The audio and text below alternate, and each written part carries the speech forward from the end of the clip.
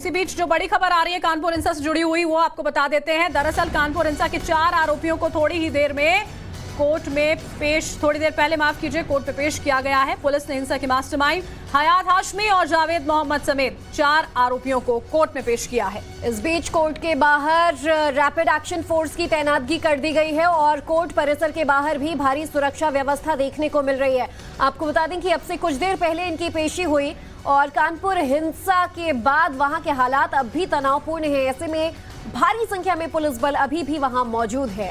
हमारे संवाददाता मनीष यादव हमारे साथ कानपुर से ज्यादा अपडेट्स के साथ जुड़ चुके हैं। मनीष, जो 4 आरोपी पेश किए गए इसमें मास्टरमाइंड के अलावा कौन कौन लोग शामिल हैं और आगे कितने दिन की रिमांड इन्हें सौंपी गई है पुलिस को?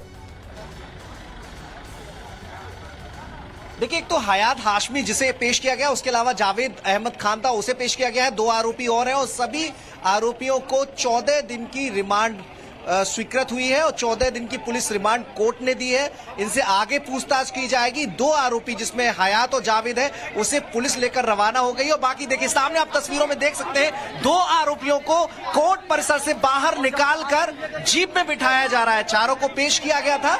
29 इस मामले में कुल गिरफ्तारियां हुई थी जिसमें से 4 आरोपियों को अभी पेश किया गया है। पुलिस ने 14 दिन की रिमांड दे दी है। इनसे आगे पूछताछ जारी रहेगी। जो सोशल मीडिया अकाउंट मिले हैं उसमें जिन लोगों से इन्होंने बातचीत की है, कॉल डिटेल में जो बाहरी राज्यों से संपर्क जुड़ता हुआ दिखाई दे रहा है, इन सभी बिंदुओं पर पुलिस इनसे 14 दिन तक पड़ताल करेगी और उसके आधार पर क्या विदेशी फंडिंग, क्या बाहरी राज्यों से फंडिंग इस घटना के लिए मिली थी, पीएफआई का क्या कनेक्शन इस घटना में है, इन सभी सवालों के जवाब तलाशे जाएंगे। तो 14 दिन की रिमांड सभी 4 आरोपियों की मिल गई है। 29 लोग गिरफ्तार हुए थे जिसमें से बाकी लोगों को कोर्ट में और पेश किया जाना बाकी है अभी।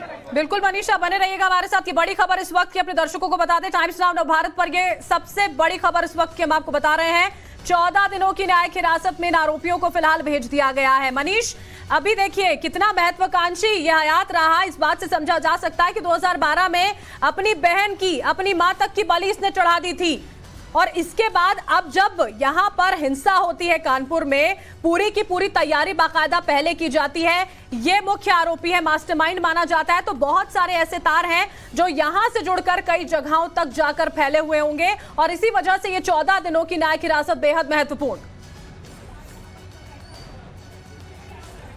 देखिए, बिल्कुल पुलिस अभिरक्षा में भेजा गया है 14 दिन की और इन 14 दिनों में पुलिस इन्हीं पॉइंट्स पर पड़ताल करेगी, इन्हीं पॉइंट्स पर जांच करेगी।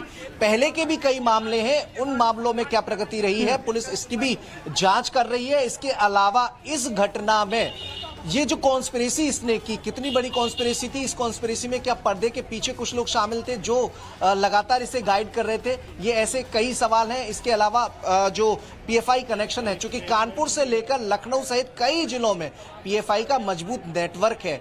सीएएनआरसी की जो हिंसा हुई थी उसके बाद लगातार धर्मांतरण की कार्यवाहियां, धर्मांतरण की एक्टिविटी उत्तर प्रदेश में देखी गई है, उसमें पीएफआई का कनेक्शन सामने आता रहा है। तो ऐसे में जब कानपुर सुलगा, कानपुर में हिंसा हुई, कानपुर में पत्थरबाजी हुई, तो उसमें पीएफआई की भूमिका से इंकार नहीं किया जा सकता, ऐसा कानपुर पुलिस मानकर चल रही है। तो हयात हाशमी से इन्हीं बिंदुओं पर जानकारी हासिल की जाएगी। हयात और उसके परिजनों के अकाउंट डिटेल खंगाले गए हैं। हयात का परिवार भी अभी यहाँ मौजूद था, वो भी मिलने की कोशिश हयात से कर रहा था, हालांकि मुलाकात नहीं हो पाई। हयात की पत्नी, हयात के परिजन, उन सभी लोगों की अकाउंट डिटेल खंगाली जा रही है। इसके लिए अलग से एक स्पेशल इन्वेस्टिगेशन टीम बना दी है और न केवल हयात बल्कि इस मामले में जो 29 लोग अब तक गिरफ्तार हुए हैं सभी के अकाउंट डिटेल खंगाली जाएंगी। बाकी जो 1000 अज्ञात लोग हैं, सीसीटीवी फुटेज के आधार पर उनके पोस्टर जारी किए गए हैं। उन पोस्टर जारी करके आम लोगों से उन्हें पकड़वाने की अपील की जाएगी। और देखिए, अब पुलिस अधिकारी भी बाहर आ रहे हैं जो हम उनसे बात करने की कोशिश कर रहे हैं। कब से रिमांड पे लेंगे? अभी पुलिस ने जेल भेजा है उनको, जुडिशियल रिमांड पे 14 दिन के लिए। यानी सभी लोग भेजा गया रिमांड। प्रमोद जी, नाम चारों के नाम बता दीजिए। सर, इसके बाद पुलिस रिमांड मिली है जुडिशियल हो गई ना। तो सर जेल भेजा गया तो पूछताछ के लिए कब?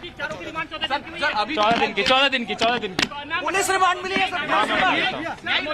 जाइए तो पुलिस रिमांड मिली है। जुडिशियल कस्टडी रिमांड बोलते हैं इसको, जिसमें भी जेल में गए हैं। न्यायिक रिमांड है तो ये ठीक है। Thank you.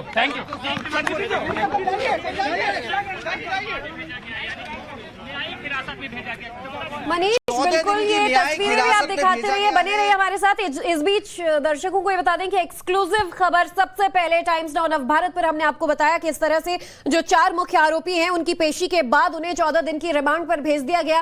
मनीष, सबसे पहले ये खबर टाइम्स नाउ नव भारत पर हमने ब्रेक की ही, साथ ही जिस तरह से अब पुलिस अधिकारी ने भी कॉन्फर्मेशन कर दिया है कि इन्हें जुडिशियल कस्टडी में भेज दिया गया है, ऐसे में कुछ और बड़े खुलासों की उम्मीद जताई जा सकती है इनसे पूछताछ में आगे। देखिए, बिल्कुल कॉल डिटेल खंगाली जा रही है, अकाउंट डिटेल तलाशी जा रही है, तो उसमें इनपुट मिलने की उम्मीद है कि ये जो बड़ी साजिश की गई, ये सुनियोजित थी, इसे कहां से फंडिंग हुई थी, ये सारे सवालों के जवाब तलाश करने की कोशिश कानपुर पुलिस कर रही है। और स्पेशल इन्वेस्टिगेशन टीम जो गठित की गई है वो इन्हीं बिंदुओं पर पड़ताल कर रही है। साइबर एक्सपर्ट को भी इस टीम में रखा गया है। इसके अलावा पूरे इलाके के सीसीटीवी कैमरे, उनकी फुटेज, उनकी डीवीआर आज वो पुलिस ने अपने कब्जे में ले ली है, अपने हैंडओवर ले ली है, और उनके आधार पर आगे जो बाकी आरोपी है उनको गिरफ्तार किया जाएगा। और एक एक करके, क्योंकि केवल हयात हाशमी इस मामले के पीछे नहीं है, एक नदीम नाम का शख्स है वो भी इसके पीछे है। कुछ और मुस्लिम संगठन थे जिन्होंने 3 जून को बंदी की कॉल की थी। समाजवादी पार्टी का एक नेता था जो महानगर अध्यक्ष, जिसके सोशल मीडिया जो अकाउंट है वहां पर उसका इंट्रोडक्शन में समाजवादी पार्टी का महानगर अध्यक्ष उसने लिखा हुआ है, उसने भी 3 जून को एक कॉल की थी। तो ऐसे करके तमाम नेता इस कॉल के पीछे थे, तमाम लोग इस कॉल के पीछे थे, उन सभी तक पहुंचने की कोशिश यूपी पुलिस की है, कानपुर पुलिस की है। बिल्कुल मनीष, और यही कोशिशें और तेज कर दी जाएंगी इन 14 दिनों की हिरासत में जब इन्हें रखा जाएगा। सवाल जवाब होंगे क्योंकि तार बहुत आगे तक जुड़े हुए हैं। जब गिरफ्तारी एक ऐसे शख्स के ठिकाने से होती है जो एक यूट्यूब चैनल चलाता है, जानकार होता है, न जाने किस तरह की प्लानिंग यहां पर की जाती है। और देखिए, आज भी जेल भरो आंदोलन के नाम पर लोगों को इकट्ठा करने की बातचीत मनीष की जा रही थी। और मनीष, वापस हम आपके पास लौटेंगे।